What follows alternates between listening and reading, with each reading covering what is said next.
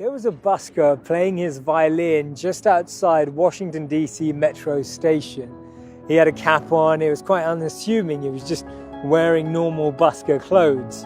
He was playing one of the most expensive violins ever and some of the most beautifully composed music from the most talented artists and talented composers. The funny thing, 1,097 people walked past and barely anyone noticed it, barely anyone really connected, barely anyone was really engaged.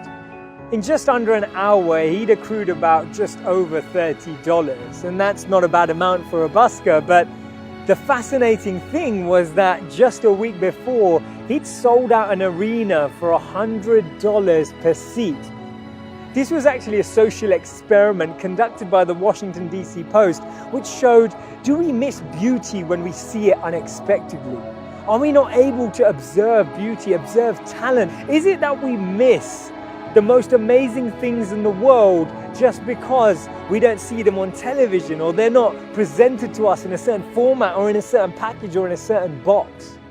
I believe you should focus your life on observing the little things, because one day you'll look back and realize they were the big things. We miss the sparks of brilliance. We miss the joys of nature. We miss the blooming of flowers. We miss all of these sensations. Reducing our pace of life doesn't mean becoming slower or less ambitious. It actually means that we take out more time to regenerate, rejuvenate, and re-energize ourselves.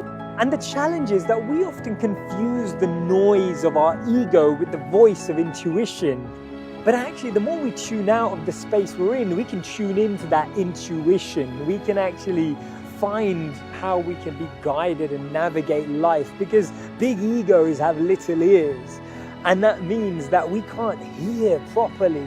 Because the truth is, everything has beauty, everything has life, everything has energy, but we just don't have the eyes to see it. We don't have the eyes to perceive it. We don't have the eyes to appreciate it, but we can have those. We can actually develop insight. We can actually develop new ways of looking at things simply by becoming more attentive, simply by becoming more mindful, simply by becoming better observers of reality rather than participants.